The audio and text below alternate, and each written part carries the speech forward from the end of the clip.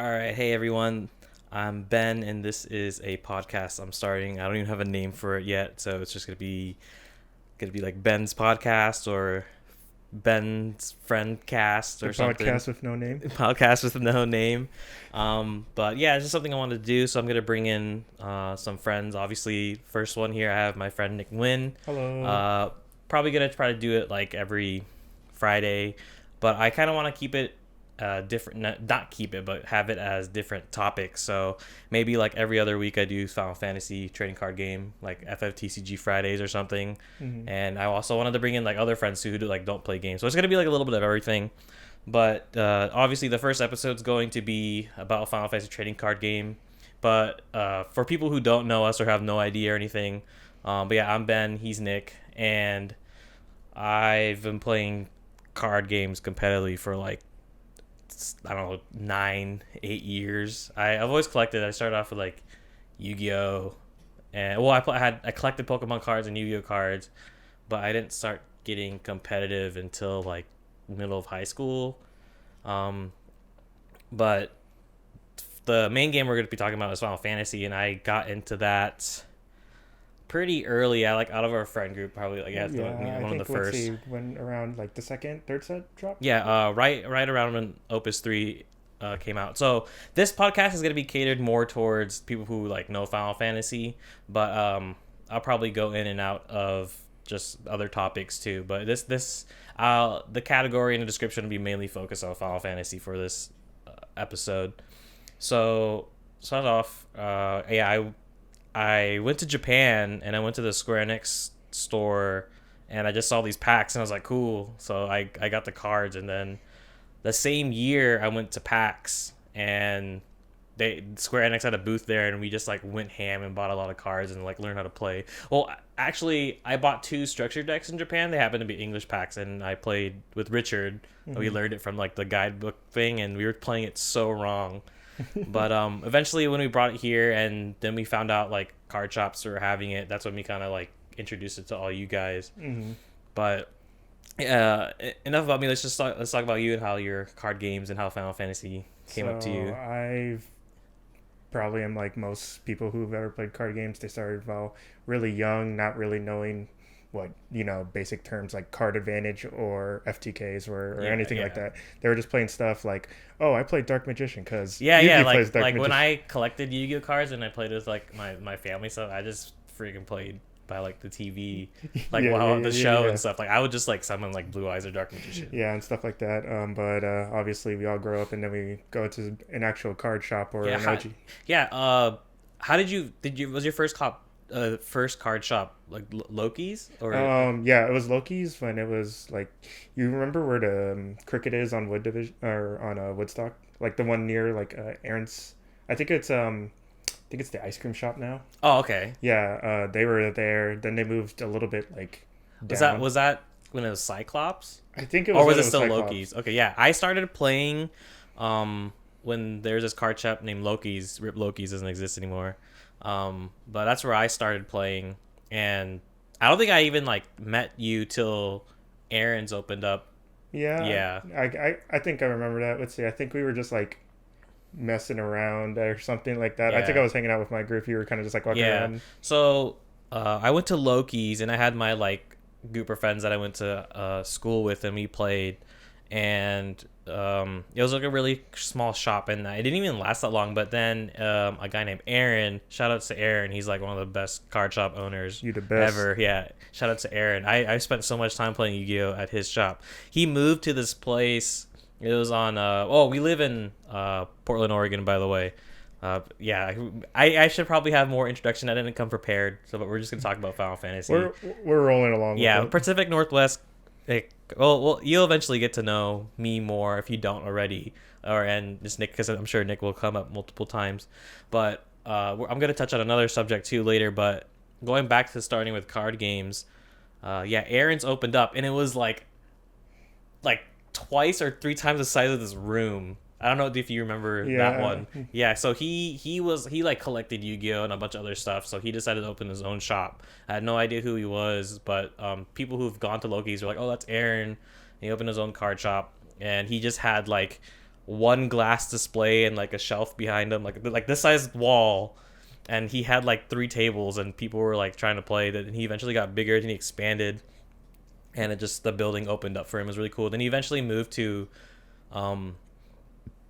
like a residence kind of building, and he just moved like this week actually, which is funny. He opened up on July 4th, like I don't know how long ago that was.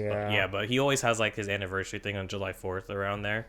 But yeah, well, I was going there forever playing Yu-Gi-Oh, but then he started doing like Vanguard, Wish Wars. He started to expand outwards. Yeah, but it was mainly Yu-Gi-Oh. The shop is called the Yu-Gi-Oh outlet. So yeah, shout outs to Aaron and the Yu-Gi-Oh outlet. But yeah, I played there, and then Yu-Gi-Oh. Everyone who's like played competitively like knows like you play Yu-Gi-Oh like if competitive like, in and out, because like oh there's a list, there's this deck that I don't like, or oh there's a deck that I like, I'm gonna play. Usually people play in formats. It's whatever format they enjoy, and they're like, all right, I'm because the ban list really affects like how people want to play or what cards they want to play. So that happened to me a lot. So I played a good chunk, but then I just would just go visit or hang out. I eventually sold all my cards now, but I hung on to a lot of stuff. But after I learned to play Final Fantasy, I just haven't looked back. So it's just we can go over the game just a bit, but what's your like upbringing, continuing your story? So like games? I went to Loki's, and then I started just kind of going like every week or so to like my local game store. Obviously, it's Loki's in this case. Loki's closed down. Same thing. I go to Aaron's after that. And then I think one random day I was there, and then Richard was just like, hey, Richard's our friend. Yeah.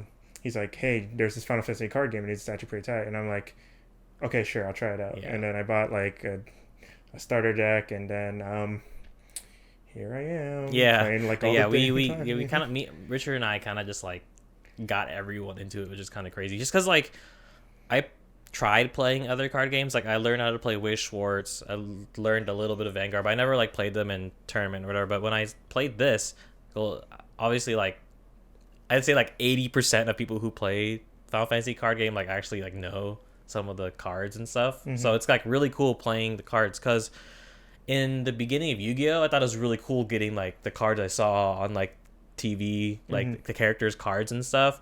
But eventually, like it didn't really connect. But now that I've played like a bunch of these Final Fantasy games, and I'm like, oh, these cards like kind of mean a lot more to me. And also, obviously, like the gameplay is what brings me to it. Yeah, so a lot of advice I give to like new players when they first start the game, I'm like, what's your favorite series from Final Fantasy? Mm-hmm. And I'm like, all right, let's start by building a deck around that, because that gets people more into the game. Like my first deck was like a deck based around Final Fantasy X, and I'm just like, all right, I kind of enjoy this. I mean, sooner or later you get more to maybe a more competitive side, but I mean, there's still like themed category decks that are still doing well today. Like 6 is pretty good. Mm-hmm. Yeah, and then another thing is we played anime card games like Yu-Gi-Oh, Vanguard and stuff, but I like always knew how to play Magic, but I never like collected the cards. And a lot of people at the new shop we go to, which we'll talk about in a bit, a lot of them come from Magic the Gathering background. So the game is kind of just a mixture of a lot of card games, and it's structured very fairly, I guess. It's a out of playing all the other card games, I feel like this card game, it feels good when you play it. Yeah. I mean, back then Yu-Gi-Oh was fun to play, but it evolved into just coin flips and who goes first and there's all that definitely, because the thing with like Magic and stuff like that, standard Magic and like Yu-Gi-Oh is kind of like, Yu-Gi-Oh of course has that point of like they both have this state where it's like I feel helpless, like against like combo decks and MTG, where it's just like I'll take like 5 million turns and I'll just win game from there, or like Yu-Gi-Oh you don't get a hand or something, or you don't get a hand or unbreakable board, which I mean, let's be fair, Final Fantasy hasn't had its brightest days. Yeah. Triple Discard was... the game is still very new. It's like three years. But it's been very little times where I'm like, I feel completely helpless in like a situation. Yeah. Bringing this up, so the game is only like 3-4 years, but it was a older card game that came out in like 2010 called Final Fantasy Chapters card game, and that game got ridiculous. I never played it, but I just heard about from other people. So they kind of like it was only in Japan, so but they remade it internationally. That's what Final Fantasy trading card game is now. And the thing that I like about it, even though obviously you can't win like every game, but like most of the time when I lose, I don't really feel bad because it usually like you have a good going back and forth game because there's a like a when you're down mechanic when you're like losing EX burst. I was just trying to think of another way to say that. A comeback mechanic. Comeback factor, yeah. And like you can get him too. So it's just, and plus like max hand being 5 and then you draw 2 every turn. So it just feels like you have like a complete duel. Obviously in the card games you can have like a really strong opening turn or just like have a really strong late game and stuff, but that's just part of the card games. But it feels like with setting up, you set up back and forth. There's not really any true like aggro decks. It's a lot of things are like controller setup. I would say so. Like, it's weird. It's kind of like there's kind of a spot where it's like there's not even really control because like there's still a lot of cards that are just like. I mean, there's no like because a lot of people who come from like a Magic background, they would say control is literally like 2 creatures and then like the rest is just like counter or kill spells. Yeah. Like there's aggro, mid range, control combo. But there's like a lot of things just kind of bleed in together. Like, control aggro could be something you could call a deck, honestly. Yeah. And aggro in Final Fantasy is just things with haste, kind of. Just like are playing a bunch of forwards. If anything, I see more decks like every single deck is kind of like tempo. And then like your subcategory. It's a thing. Cause so in Magic you have like you can play all your unlimited lands, but in Final Fantasy your lands are your backups or your hand. So and you can only have 5 backups, and that's where it kind of creates like the cap of like going like saving all this stuff for a combo or like deciding whether to pay stuff because your max hand size is 5 and you draw 2 every turn, so it's like you always place most of the time you always play something. But coming back to another topic, why I brought you on, because the thing is like you're one of the only few official Final Fantasy judges, right? Hi. Yeah. Yep, So he is actually one of the few official Final Fantasy judges that they're starting out. So if you don't know about Nick here, he when Final Fantasy started getting like competitive and having like regionals, they're called last chance qualifiers, and if you get first place, you get a spot at Nats. Essentially, yeah. Yeah, and one of the first local qualifiers happened at our store, Epic Gaming, which I was gonna bring that up too, but Nick actually got first place at that. So, and our store that we go to, Epic Gaming, they're a really good store for bringing Final Fantasy up in like the air, like promoting the game. So Nick here, if you are in North America and you play Final Fantasy competitively, you most likely know who Nick is. So yeah, I just want to bring up the judge, like how I know you just recently became a judge and all that, but I guess talk about how the competition has been and what your point of view of like the competition of like, do you mean like as a judge or do you mean like both? So just I guess how when you started competing, going to these events and what you thought how they were run, and then eventually why you decided to become a judge and all that stuff. I guess I'll start at humble beginnings. I started playing. There's a shop a little bit more. Let's say north south or I don't know, but it was Rune and Board. That's where I played. That's where we played. Like west. West. Way west. Yeah, we played a few of our first fraternities there, and then we started going to Epic Games. Epic Gaming. Epic Games. Fortnite. So funny thing is, since they're called Epic Gaming, a lot of people call their number and ask about like Fortnite questions. And I actually got my first question about that. So actually, Nick just started working there part time at Epic Gaming, which is kind of funny too. So and then we started going to Epic Gaming, and then that's where most of our attorneys have been going to. Like you said, we had our first local qualifier like a year ago. Yeah, a year ago. And then we had another one, and we're about to have our third one. Yeah. And like next month, actually. Yeah. Yeah, but we did have a Crystal Cup. So a Crystal Cup is kind of like If you played Yu-Gi-Oh, like a YC, it's a 2-day event. So I don't know in Magic there's Grand Prix and I'm assuming it's similar to like a Grand Prix. Grand Prix or whatever the Magic term is, but it's a 2-day event. So like you play through Swiss day 1, and then Top Cup plays in day 2. Yeah. So there was only like what 6-7 Crystal Cups for like the season.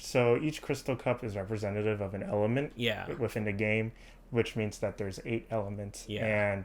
And both water Crystal Cups for this year and last year were held within Oregon, and one was in Seattle, which was last year's, and the one last year's wasn't an element though, was it? Yeah, it was water. Oh, okay. I forgot that they did elements because it was back then. Una. Yeah. Oh, yeah. Okay. And then this is for North American Crystal Cup, because there's European and Asian Crystal Cups too. That's a whole nother.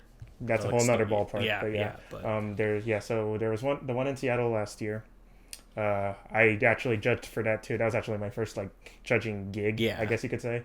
The thing was, like, since it was a little bit after the local chance qualifier. Yeah. So Nick was he was just like, I'll give you guys a chance, because he already got the first place. Because I mean, I forgot what the top 4 Crystal Cup like prizes were. So it was just invites and Nats, or you get the Worlds too. Top 4 is you get the invites and Nats, and then Nats is you play for Worlds, obviously. Yeah. I think top or 4 through 2nd get like a place or an invite. I think first, if I remember off the top of my head, actually got like a buy or something in like the beginning round. Yeah, like, I think that's what it was. Yeah, I believe that wasn't like a pared down in any way or something like that. It's basically a free win. They get a 1-0, or if you understand card games, like you just basically a free win in the first round. Yeah. Right. But then we had our Crystal Cup actually at our shop, which is a really big deal, honestly. Like there's only our card shop having tournaments 3 times a week, and their average being like 12 to 16 people like every tournament is really good for a card game. But from what I've hear around the States, it's just like it's just hard to find a card shop that like have people playing Final Fantasy. It is, and it kind of comes with the problem with just it being new. A lot of people are afraid to take the chance. Excuse me, or like the time to put the effort into it. But Epic Gaming is always just like they recently started to do Yu-Gi-Oh again, and TJ, he's a pretty cool guy. Yeah, he's just like sure, let's go for it. Yeah, him able to stream card games, which not many card games are streamed like at a card store too much. Like you don't see them too much, because like Yu-Gi-Oh, like it's just like only like the really big events, and it's by like Konami. Well, this one's just by I mean, if at some Crystal Cups like Square Enix Presents or whatever does but when we had our Crystal Cup, we were able to host it, which was really cool. They were just a big thing was definitely we stream most of our games. Yeah, but Epic Gaming is like others. They do like fighting games and just like they stream like all the time, which is like super cool. Yeah, it's very nice. And if you think about like a new card game, imagine like when Yu-Gi-Oh first came out. Like I only knew like my friends who like would just like collect the cards, but it took me when did Yu-Gi-Oh come out, like 96, 2000? I think it was like 98 or something. Like it took me until like 2010 to like go to a card shop. So just imagining Final Fantasy being only like 3 years old and then getting this much. Well, then again, card games have evolved since then. And, like all that stuff and competitiveness. And it's always just like the problems, like you have to deal with the big one. Will this actually be able to like stand next to like Magic Gathering? Yeah, people always compare because it's like Magic, Pokemon, and Yu-Gi-Oh, and then like everything else. And I want to say the big thing is, actually I'll bring this topic up now, is that one of the biggest things I think Final Fantasy has going for it is the community. The community is so nice. Yeah, the community is very nice, and it's just you have to play it. If you play card games, I always try to get everyone into it, and I think the camera is dying, so 1 sec. We might have to just continue without the video. Yeah. No. All right. So I'll probably have to do something about that, because I actually lost my camera charger. Ooh. Yeah, so I had to charge it by micro USB, and I guess I didn't charge it enough. But I'll try to find it for next time. But now we can kind of just be a little comfortable and just talk. But going on to now I can take my shirt off and no one sees it. Going back onto the podcast in general. Since this is mostly about Final Fantasy, I have ideas to do, anime, video games, real life, just like my friends just talking about them. So this is mainly just it is Final Fantasy, but yeah, also I wanted to talk to Nick about just like general stuff too. Yeah. But going on here, we basically a new set is coming out for Final Fantasy. It goes by opuses, and everything's all playable. There's not any rotated formats or anything. There are banned cards, but there's like 3 at the moment. Yeah, like 2 and then 1 coming up when like the next set drops. Another format, but don't worry about that. Yeah, yeah. There is like some other formats, but they're not like really super popular. There's draft, and then there's sealed, which is not good. But then there's also Pauper, and Pauper is more of a man-made one. I want to say that we were just like, let's try it out. Yeah, but the thing is, a Final Fantasy like exclusive format that other card games can't do. Yeah, which is title. So when I say, what's your favorite Final Fantasy? Let's build a deck around it. This format is literally you can only play cards from that series, but it's really cool to see like some weird interactions because they change a lot of the rules up. Yeah. So we're not gonna talk about how to play Final Fantasy, but pretty much you can obviously mix characters and games together in a regular constructed standard deck, but in title you only play cards that have the same category. There's a little box on cards that say like Final Fantasy 7, and you can only play cards from Final Fantasy 7 besides this like generic, think of them as like basic lands or something. And also like 8 cards that are special that their category is literally special, and you can play them in anything.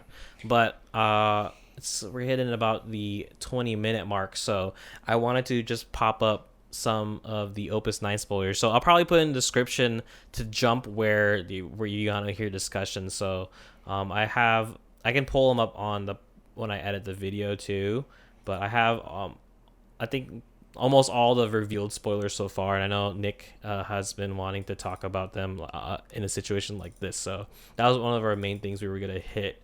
So I don't know if we want to go through all of them so far.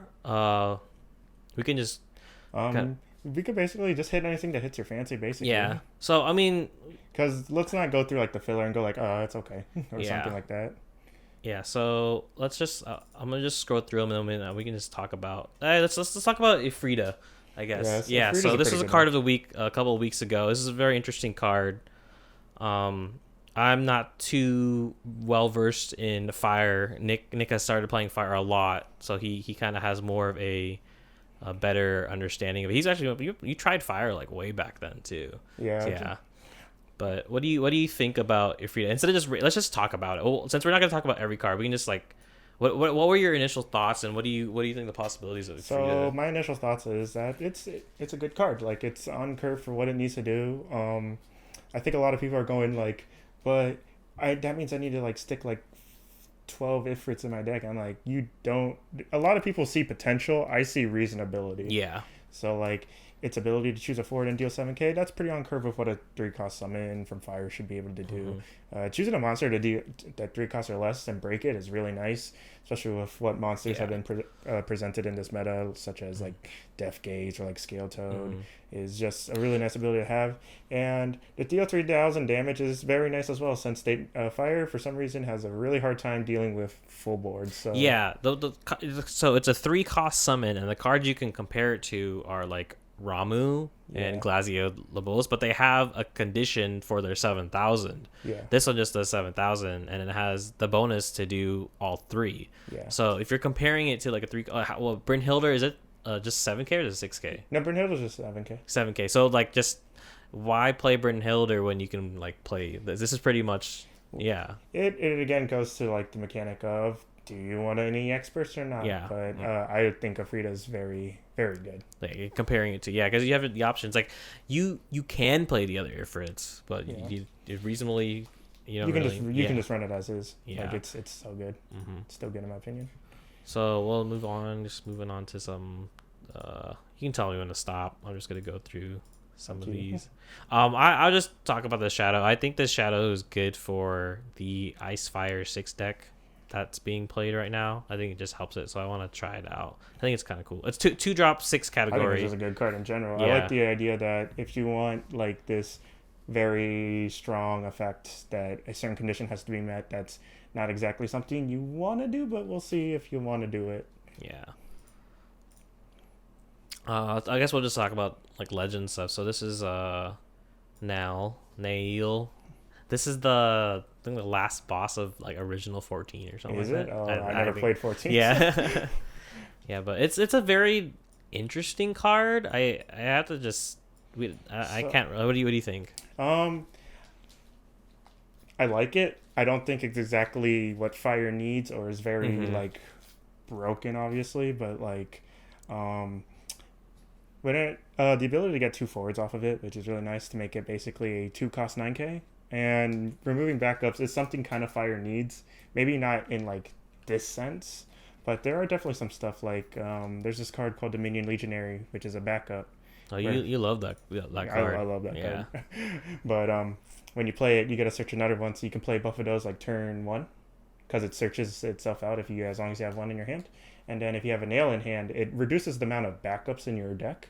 So it's a good time to play nail after that, just to get refill your hand after doing such a essentially big like play turn 1. I remember when the spoilers were coming out in the beginning, it was like just the backup removal, your own like remove your own backup stuff. There's like the Vincent promo card, and just like there's a lot of other stuff that's like you do the thing backup removal, which was I just thought that was cool. But it's a legend, and we'll just have to see how it is. I don't think it's gonna make a big impact, but I think people will try to play it. I think I go by the case that we can have our initial thoughts about it, but obviously we don't know until we play it. Yeah, I mean it's category 14, and there's actually some cards. Yeah, or there's a new card that definitely works with it. Let's see. Oh, let's talk about Vayne. So this just got spoiled like a couple days ago. Yeah. I think it's cool, but a lot of people were, from what I've read, are like, oh, it's not an ETB, you have to wait a turn. But obviously, it's one of those things. If you don't deal with it, then it's just like it snowballs. Yeah, very hard. It's definitely one of those cards where it's like it's present on board. If they have the answer, they have the answer. Yeah. Which I won't lie, there's a good amount of answers to it. Yeah. But if you don't have the answer, you get punished. So it's definitely a risk. You get punished very hard if you leave it. Yeah. So it's definitely a risk versus reward kind of card, in my opinion. Yeah. I think the card's okay. I wouldn't know if I would probably put it as a legend, more of a heroic in my taste. Yeah. But it's definitely an interesting card. I wouldn't count it out, but I wouldn't really put like comparing this to like, because like what I think about is like a board presence that you want to get rid of is like Camelot kind of, and Camelot's a hero, and it's you can search a card and all that stuff. So comparing it to that, it's 5 drop 9k. I'd rather try, like, if I see Cam, I'd rather want to get he was just played, I'd want to get rid of him like ASAP kind of thing. So this one, like, it kind of has the same similarity in that sense, but it's like I said, I don't think it should be a legend. I think. But it'd be funny if like this just stays on the board, and you're just like losing all your forwards. Nice. So yeah. Let's see. We'll move on here. Let's just talk about this quiz. I think it's cool. There was only was Opus 1 quiz. I forgot what. I think it was Opus 3. It's the water one, I think. Yeah, where you just play like a water. Yeah. But yeah, I think this is good for 8 title, like for sure. I think it's nice because it seems like a lot of elements are starting to get like their own category that's specific to them. A lot of earth is like 7. A lot of like fire is starting to become 14, and I think ice is probably going to be 8 for a good amount of time, which I think this fits pretty well. I think let's see, the first effect, because let's see, you got like your squalls in that deck. Yeah, like all squalls are the ice. new Laguna forward is pretty centered towards ice as well. You got Renoa and all that. So yeah, a lot of 8 is ice and lightning. Pretty much like, but like mostly ice. So I think it's a nice card. Yeah, it's cool. It's cool. Let's talk about the Sid Alstein. So I think the Sid Alstein's actually nuts. That's my opinion. But just like comparing it to the other Sid Alstein, it just does more. It's a backup and it costs less. But like I feel like when I played Sid Alstein, him being a forward was like kind of hard because like you can obviously just play this without having them have no hands. Yeah, Sid Austin, I just keep until like they don't. Like, it just sucks playing him unless you need to have a body because you would have to just like wait. But the EX burst is nice when they don't have it, but just them having two dueling and freeze is not bad. I would definitely say it becomes the thing with Sid Austin is that this Sid Austin, excuse me, has a problem with like if you already are at that 5 backup mark because where I'm seeing this most likely is probably Icewind, which is where the other Sid Austin also lives, and I don't think that they had a lot of breakable backups in that deck. Yeah. So that's the problem with Sid Austin. Yeah, you'd only have to play Kuja. Yeah. Which I won't lie, Kuja's pretty nice in that deck too, where you could probably just like bust this out and play another one. But the ability, EX burst is like, and then there was also just like, but there's some stuff like if you like doing Mion combos, this is cheaper than the other Sid Austin. But obviously, it's like a give or take. It's like which one would you rather prefer? But it's still a nice card. Yeah. Moving on, we'll go. Let's actually go. Let's talk about Terra. So I want like a really. We were joking. I was joking about this. I want like a really good Terra, and there hasn't been like a Terra that's like stood out really. Besides like I think the 4-drop rare one that does damage to Doles, but like her legend one is like, I just wish I like Terra a lot. So. All I can say is they printed a fire card onto an ice card. Yeah, I know. So this, I was thinking if I wasn't... My reasoning, I think that Square Enix did, or well, Hobby Japan, whoever, R&Ds for this, is basically that a lot of things is that Ice was... The problem that a lot of people have with Ice is that the discard factor of it all, where it's like, I'm just going to get it pressed more and more as the game goes on. And they're like, okay, we want to print more stuff for like the 6 Fire Ice deck, but we don't want to give it too many options where it just becomes a complete powerhouse because, funny enough, that's Ice Fire 6 is what won our Crystal Cup. Recently. That's like in these like Shadow and this Terra, like you could, because you don't play Terra in that deck. You don't play Ice Terra, you don't play Fire Shadow in that deck. So they're like, okay, we want to support it, but we don't want to push too much onto it. Yeah, but these two are like not. They're good, pretty. Well, Shadow's a really good addition. This one is like, you could consider playing it in that deck. Yeah, like I think this Terra in that deck is kind of nuts because one of their big plays is definitely Phoenix. Yeah, with Dark Fina. It'd be a 10K. 10K, get it back like a lock. The thing is, it's a Terra being a 4-drop forward, like it kind of takes just to have this kind of effect. It's kind of pushing it. Though, I won't lie. Because like you'd rather want to play like Laswell or Sabin or something like that. Most likely. But I feel like you could play like one or something just to have the category for lock. And you could devout it out and be like, all right, let me go crazy with my spells, or like my Glacia deals 9K and then make you ditch a card. Yeah, stuff like that. Not all of the Ice Fire play Duke Ultana, right? I don't think all of them. It depends on what you want. Duke Larg or Duke Ultana? Duke Ultana. Yeah. Duke Larg. Is the Ice one? Yeah, Duke Ultana is the searcher. Yeah. So, that would kind of help this being 9K too. But, yeah. I just wanted to talk about Terra because they haven't made like a super busted Terra, and I wish they did. I mean, it's on curve. I think this Moogle's they're just making like better, like they're making good decks better, I guess. And let's make Icewind better than it already. Yeah, because Icewind's already a really good deck. I think it's a very strong deck. So, yeah, this card's really good. So this with like playing Charlotta and what's the 4-drop that searches a Crystal Chronicles backup? Northtalon. Yeah, like just having all that is just kind of crazy.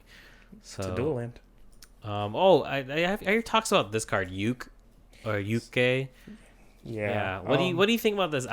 It's a standard unit, but I think our friend Jason was saying this card was ridiculous. I think this card's actually it's good. I don't think it's like broken. I don't think it's like gonna be in like every single competitive. I feel like it's would go in Icewind because it's a Crystal Chronicles card. I think it play in like. You can do mono ice too. No, I'm thinking like Ice Wind, or actually, I'm thinking like a really funny Ice Fire build now where Sync, right? Yeah. And they're forced to block, and you just swing with this Oh and just start yeah. oppressing and stuff Yeah. like that. But the problem I think people are gonna have with this is that on block triggers or blocking or being blocked is one of the hardest triggers because it's something you can't decide what happens. So the problem is like it's more of just pushing like an option for your opponent rather than you making options for yourself. Yeah.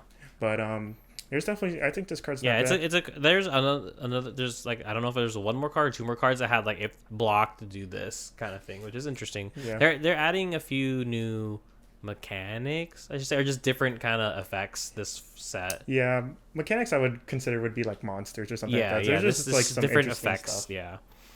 What do you think about this Laguna? So, Jason was telling me that he thinks this is like a really good card for Ice. By the way, Jason's one of our good friends. Shout out to Jason. Yeah. And you like race cosplay. But this Laguna, I don't think it's bad. There's some decks that don't run like Laguna at all, and like Yasvel does what Laguna does, like maybe more a little centrally, but it doesn't hurt. I mean, Yeah. whenever in a game you're like, oh man, I hate having a searcher. Like, it's not bad. Yeah, the thing is, a forward searching card is they've always been Like, I pretty could see this good. in like maybe a more like aggressive kind of like mono ice where it's like instead you want to play the body rather than build mana, Yeah. and then you kind of like poke early with this. Yeah. So it's essentially a 3-drop Yeah. AK. And then while that you search for like ways to be more oppressive or Yeah. aggressive that turn. The thing is, like, since it's being a 5 cost, it's kind of weird to play. Like, it feels weird to ditch two. Like, if you have one backup and you need to play this, you ditch two.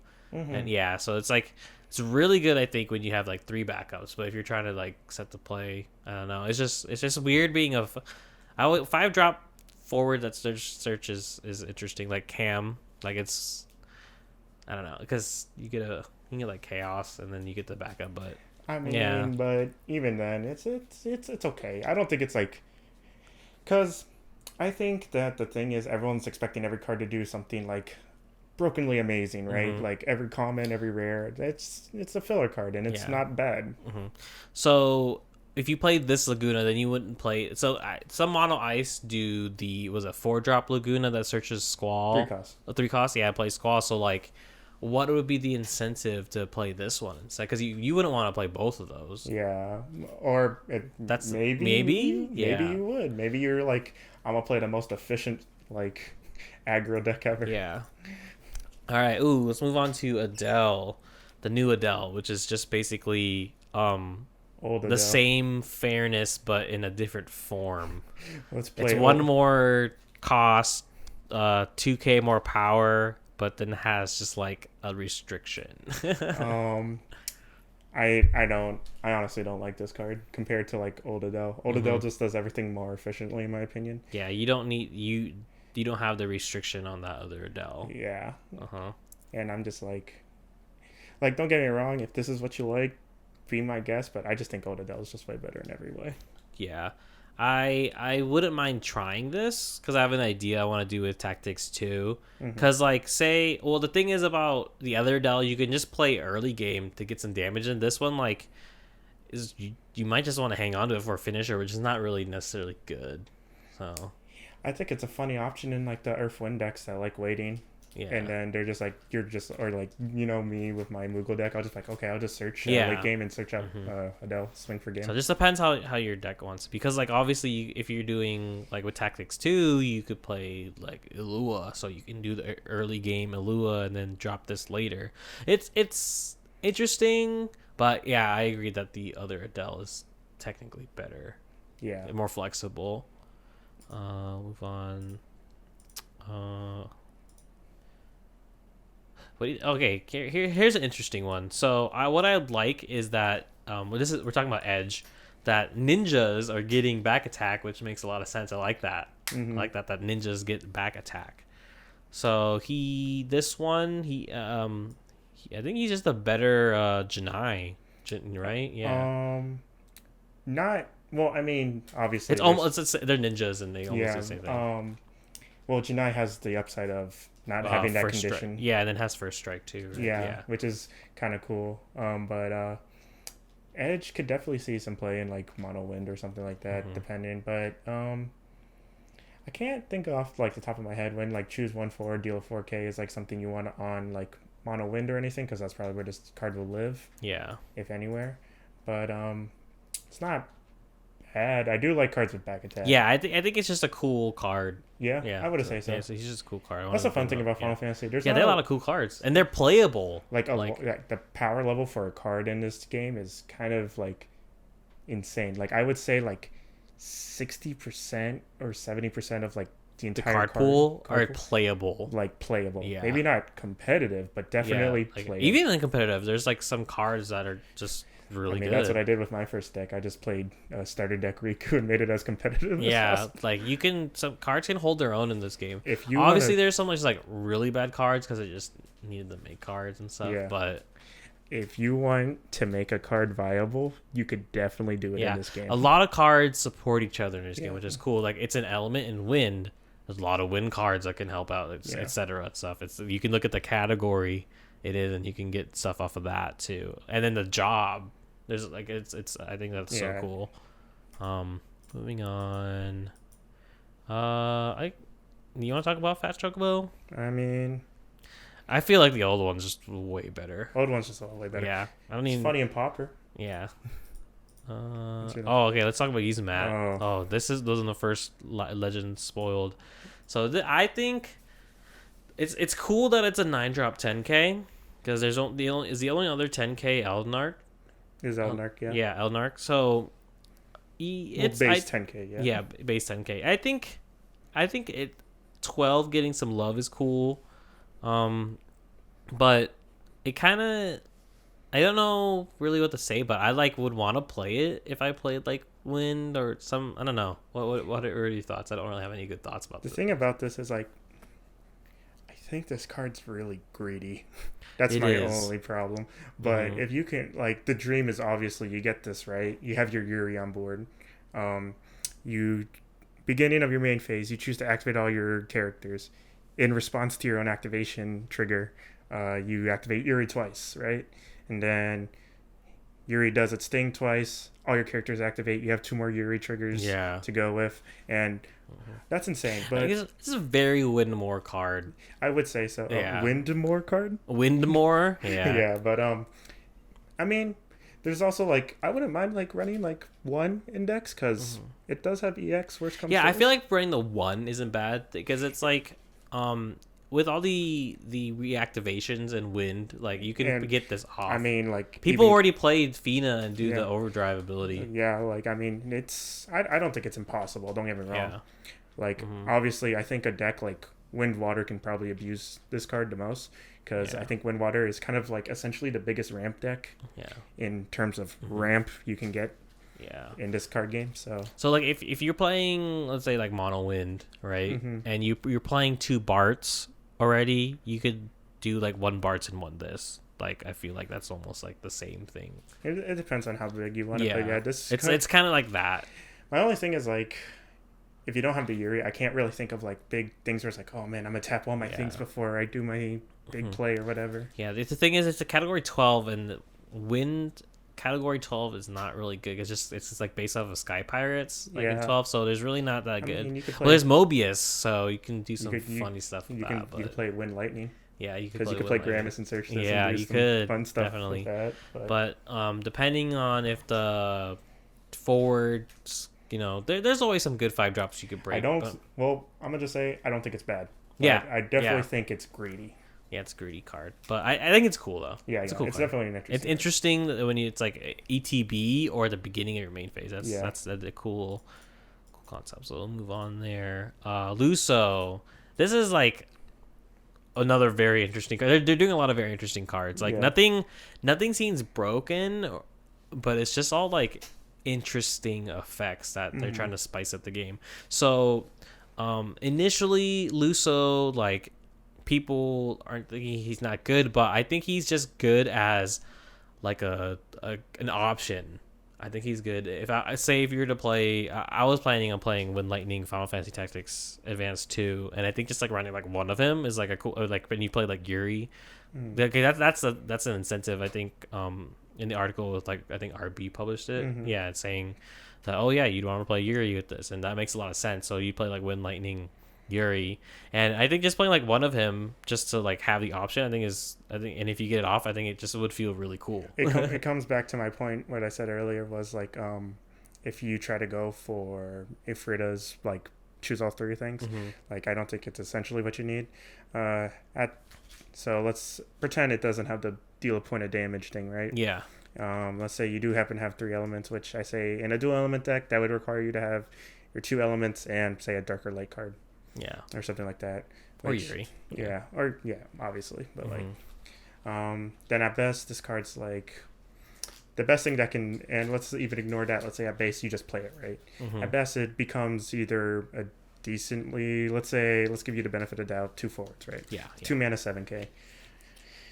Don't know if that's gonna cut it in this world, but and then I don't know. I can't really get myself attached to this card too well. It goes back to the like Adele situation where you just hang on to it until you can get the setup. So that's not really good. Yeah. But the thing about this game is it's really hard to hold on to cards because you kind of want to progress every single turn. Because like that's what the incentive is. Like you want to discard a card. I will say one thing though. This card's hilarious in Golbez. Oh yeah. People were talking about how you can totally just get out in Golbez and then bam, you have the effect. Yeah, and you're just like, let's go. I think if it got haste somehow, if it like instead of like if the second or like the first condition where it's like first 3 elements and it also got haste, I think this card would be absolutely busted. I don't think busted, but I think it'd be very playable. Yeah. Oh yeah. Very playable. That's what I should have said. Dude, they have like it said 3 Rems in this set. There's like 3 Rems in this set, but I don't know who that is. So, let's talk about Vincent. I still think this card's great. I think this card is very great. It's on curve. Curve in this game is 3 drop 7,000 power, 4 drop 8,000 power, 5 drop 9,000 power, 2 drop 6,000. 2 drops are usually either they're going to be 9Ks or they're going to be 14Ks. Depends if you play mono water or scions. It's on curve. More backup. One of my favorite mechanics or effects is like breaking your own backups or putting your breakups into the break zones. That is like one of my favorite things about this. It's nice to be able to like, so in like obviously you can only have 5 lands or backups, so it's very nice to have the ability to like clear up space once like a effect is done, so you can play another card for it. Yes. And being able dealing 8k damage when that happens is insane to me. Yeah. Like doing AK is actually ridiculous. It's able to kill something 1 above its power level currently. Yes. And then and being duel's not even not that bad. Like you could, so when he enters so they attack and you can just play this and just kill something. You're gonna Tama it out, right? Yeah. Just, like die.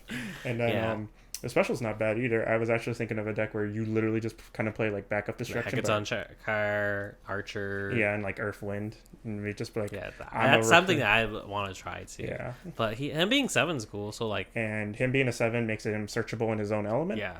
And he's a Vincent, so he also has his own searcher, which is himself. I kind of want to try playing with this card. I was definitely thinking about making the same kind of deck, because I love backup. Like decks that I've been trying to make are just like cards when they say like Fusoya, the lightning one and stuff, like when they hit the break zone you do something. I've always wanted to make like a deck really based on around that. Your favorite kind of deck is you don't get to have any fun. That's I like to play those kind of decks.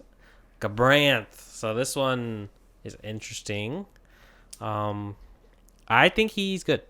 I like him. Yeah. I like the idea that now so the thing with is right now currently there's a really strong card called Diabolos that really basically just deals with all 5 costs are up characters. But your opponent still has to draw it, right? Or like stuff like that. This will help you kind of speed up the process to get your 5 drop as soon as possible. And let's say they already kill it, well, you can then search it off with this one. But it also, I like the idea that a certain subcategory of cards gets their own personal searcher, which is big things, which is very nice. Gimmer Nephilim allows you to search a lot of like, just like nice forwards you probably want that are 5. Like you could search off Veritas with this. You could search off your Cam if you need it that bad. It's 5 or more, which is Yeah, you can get a lot of things. And what's really nice is you get search a lot of light and dark cards. Yeah. Because they don't have their own elemental searcher or Mhm. something like that. I love the idea of being able to search jet off There's this. was it Zeromus? No, Zero. not Zeromus. The Spiritus. Spiritus. Oh, yeah. Yeah, you could run Spiritus and like Marina, but they're kind of bleh. Yeah. But other than that, yeah, it's just I a think searcher. it's a good card. It's basically a 2-mana 5K. Yeah. It has an EX. Mm-hmm. Let's go on to. There's a lot of Earth cards revealed. Hey, this is a good one to talk about. Kane. I love this card. Yeah, that's another card that I like. The moving your own backup. So in this case, it has to be active. But say if it's like, I don't know, RG Fasolia, you can get some good value off of playing this. Even then, I was thinking like, just like, let's say you had like already a breakable backup or something, right? And then you activate like your Sid Previa or whatever. This lets you Sid Previa again. Yeah, Which is true. I think really fun. And or like say if you play like Black Mage Or and stuff you like just that. get rid of something you don't need anymore. because yeah, definitely Lightning's big thing is once it gets to 5 backups, but then once it gets to 5 backups, has a problem playing like half of its deck because a lot of it is backup based. But even then, this card is just really nice. Dragoon. Dragoon. The effect is just really nice for Lightning because it gives them the ability to deal with things that are dull. And the fact that it's an 8-drop, but it could be reduced by 5, can like mess up a lot of things within. Something on top of mine is, for example, like Exodus or something. It's like, they're called like he's an 8-drop or whatever. But then again, it's a high cost for like Diabolus and stuff like that. So, But it has its ETB, so it only needs to do its job once and then it's done. So even if they do Diabolus, it's not like you lose like major value. Yeah. Because you did what you wanted to do. All right. Going to Golbez. This is the card I'm most excited for. Yeah. Another mechanic that I like is cheating out cards. Yeah. So this one just makes me want to play a deck where you just know the top of your card and just start playing a bunch of stuff. I already have a deck list for this card. It's super awesome. And even just like the first effect is if you want to go like super cheesy, right? You want to go for something really crazy. Second effect is just reasonable. And like there's so many things you could do with that. Yeah. Which is like with like the elements you could play with it is like earth, you have so much recursion. And then if you want for like the first effect, it's like water or ice, so you can make sure you manipulate it. Yeah. And play it with Whale Zombie and Yule and stuff like that. And I've already thought of like insane combos of this card already. I'm definitely gonna make a deck for this card when it comes out. I want to try it out too.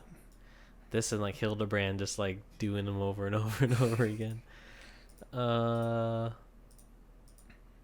This is my favorite card of the set so far, Maya.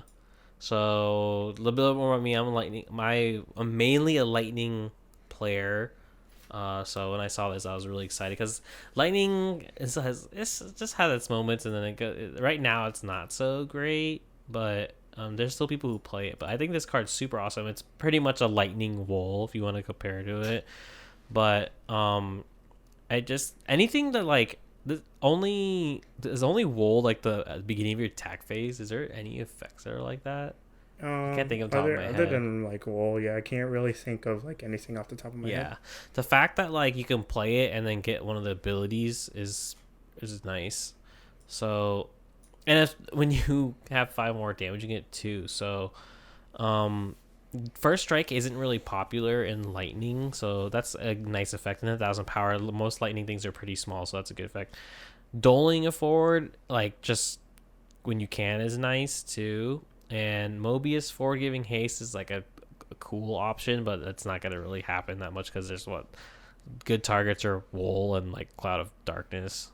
And actually, I didn't go through and see I didn't keep track of what Mobius cards were in this set. I can definitely see this card having like a decent place in like, I want to say Water Lightning. Water Lightning and Earth Lightning is what I was thinking about. Yeah, because like with Water Lightning, you have your Cloud of Darkness, and having that minus power trigger while you're swinging with like just all these beaters is really like oppressive. Yeah. So But I think the card's okay. the thing I want to highlight though that it is a witch. So there's a lot of witch synergy Going around at the moment. Yeah. So I think that's like super cool because you can get this out with the backup idea. Yeah, or Search of a Cipher. Yeah, and there's other cards that we'll probably go over really quick that are witches, which are like some exciting, like just cool cards. All right. Yeah. Speaking of which is the next card? I didn't know that was Ultimecia. So what do you think about this Ultimecia? It's another fun card. I think it's another cheesy card. It's pretty cheesy. Yeah, but I think my favorite thing is the thing Angelo said, where it's like you can technically get 5 backups turn 1 with this. Oh yeah, his play was like, if you revealed Sid Previa, and then you reveal, and then you discarded a searcher to play this, then you get Sid Previa, you grab the searcher, you discard the last 2 cards in your hand. It sounds like something I would like to do because right now I'm playing an Agrius deck, just Agrius like Turbo Cheese. Excuse me. And I've been having a lot of fun with it. So this is another deck that I would want to check out. It'd be cool. And it's also a witch, so I like the witch synergy. I think this is a really nice backup. I like it. I think the ability to play basically on either player's turn. Yeah, it basically gives any of your 4 cost summons or less kind of like flashback. Yeah. And let's see. Just the ability to just cast something. Yeah, being 4 or less, there's a lot of good summons at 3 and 4. Because usually stuff like this is always like, summon of 2, and you're like, what? So, yeah. 15 category, which is always interesting. They're getting a little bit more support. Yeah.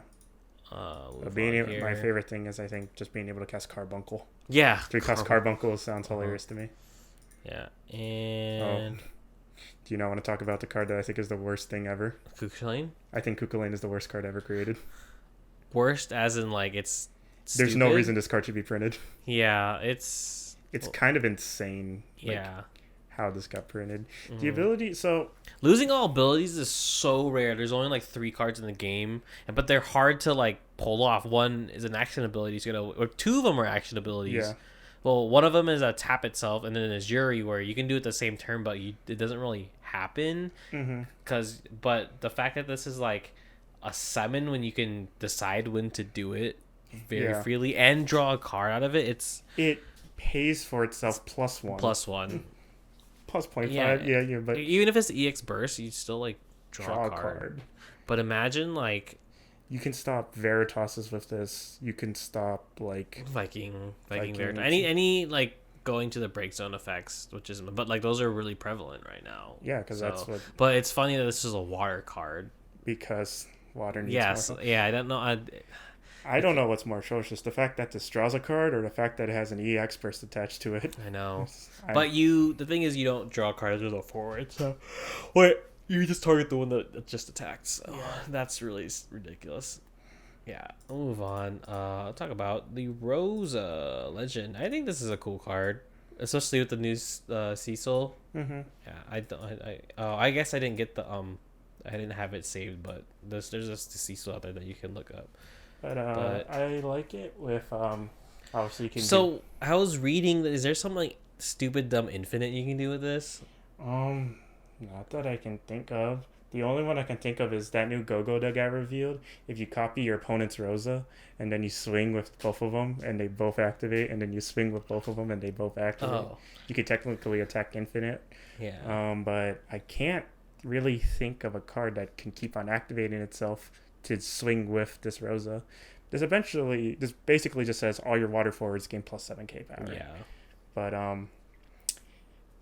what I like about this is there's that 2 cost backup from Type 0. I forget which set it was, but when a party attacks and deals damage, you draw a card. About to play Rosa, Yuna, Len, the deck. Just keep party attacking. Yeah, party attacking is like, it's not really brought up too much in discussions, but it's definitely a mechanic in the game that can really help you in a battle. It allows smaller creatures to fight bigger things. Yeah. So if they're like the early cards that like said, if you form a party, do this, they weren't really so.